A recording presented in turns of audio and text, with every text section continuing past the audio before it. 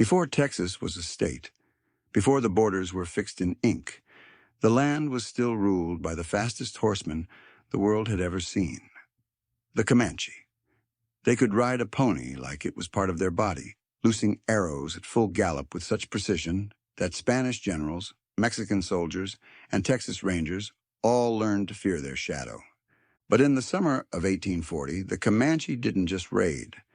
They launched one of the boldest strikes in the history of the West, burning 2 towns to the ground, riding all the way to the Gulf of Mexico, and vanishing into the plains before anyone could stop them. Why? The answer begins 5 months earlier, inside a council house in San Antonio. It was March 19th, 1840, and tensions between the Comanche and the Republic of Texas had been building for years.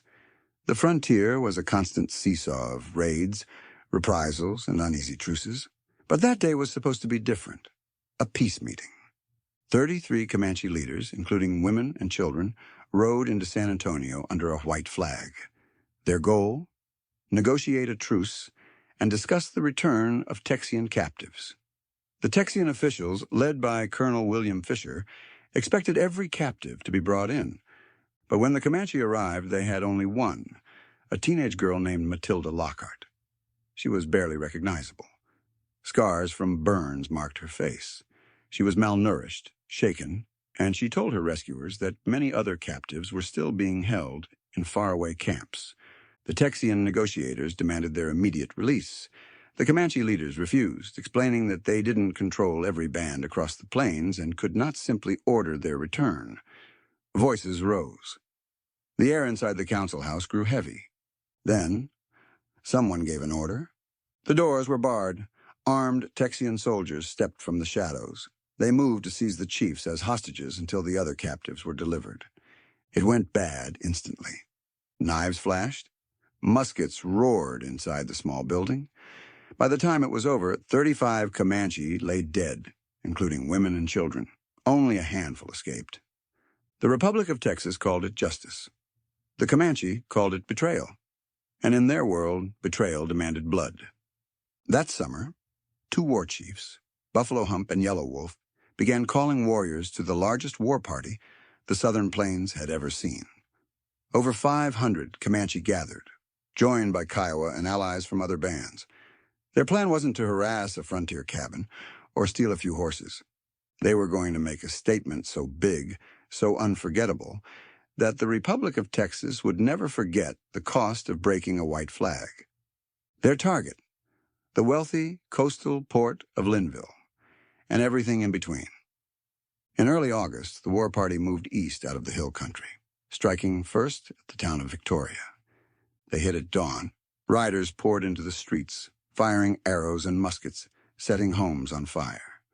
People fled in panic, heading for the coast or hiding in thickets. In a matter of hours, Victoria was stripped of horses and supplies, but Buffalo Hump wasn't finished. He led his warriors southeast toward Linnville, a bustling little port on Lavaca Bay where merchants stored goods waiting for shipment. Silk, sugar, coffee, firearms, wealth, all in one place. The morning of August 8th, Linnville's citizens woke to the thunder of hooves. Those who had time grabbed what they could and fled into the bay, crowding onto small boats and pushing away from shore. From the safety of the water, they watched as the Comanche rode in. They looted the warehouses, piled goods high on their ponies, and set the buildings ablaze. Some warriors draped themselves in stolen top hats and coats, riding in circles as flames devoured the town. It was both mockery and victory. By midday, Linnville was gone.